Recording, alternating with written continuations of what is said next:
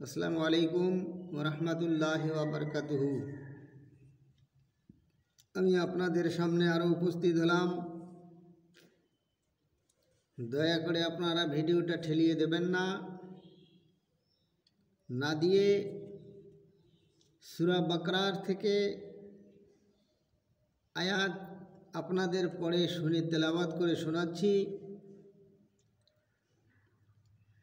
দয়া করে এটা শুনুন এবং শেয়ার করে অন্যর কাছে পাঠিয়ে দিন।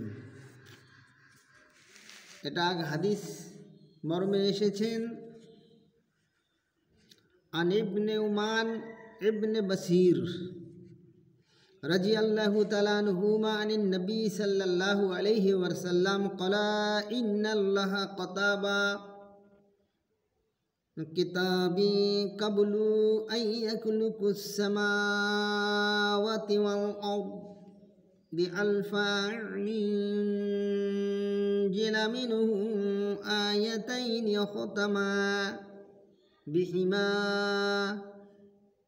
সূরাতুল বাকরা ওয়াল কুরআন ফি দারিস সালাসিল ফায়াকরুবুহা শাইতান। तिरमिजी वक़ाल हाजा हदीस हसानुल गरीब बाबे मजाफी अखरा सूरतुल बकरा। हजरत नुमान इब्ने बसीर रज़ियल्लाहु ताला अनहुमा হইতে বর্ণিত আছে যে নবী সাল্লাল্লাহু আলাইহি ওয়াসাল্লাম ইরশাদ করিয়াছে, আসমান ও জমিন সৃষ্টির 2000 বৎসর পূর্ব আল্লাহ তাআলা একটি কিতাব লিখিয়াছেন। উক্ত কিতাব হইতে 2টি আয়াত নাজিল করিয়াছেন। তাহার উপর আল্লাহ তাআলা সূরা বাকরাহু শেষ করিয়াছেন।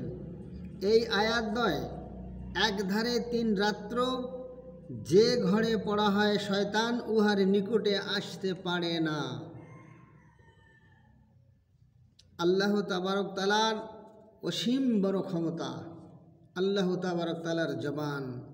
সূরা বাকরার মধ্যে রয়েছেন প্রথম পারা কালাম মজিদ, সেটাকেই সূরা বাকরা বলা হয়।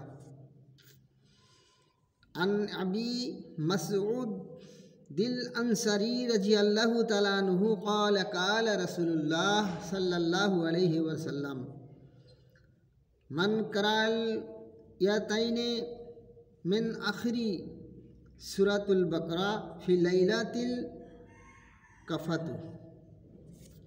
হযরত আবু মাসউদ আনসারী রাদিয়াল্লাহু তাআলা হইতে বর্ণিত আছে যে রাসূলুল্লাহ সাল্লাল্লাহু আলাইহি ওয়াসাল্লাম ইরশাদ করিয়াছেন, যে ব্যক্তি কোনো রাত্রি সূরা বাকরাহ শেষ 2 আয়াত পড়িয়া লইবে, তবে ওই 2 আয়াত তাহার জন্য যথেষ্ট হইয়া যাইবে। তিরমিজি শরীফের মধ্যে হাদিসটি রয়েছেন। আল্লাহ তাবারক তাআলা আমাদের প্রত্যেককে আল কোরআনের প্রথম পারা সূরা বাকরা প্রত্যেককে তেলাওয়াত করার তৌফিক আতা ফরমাও, আমিন।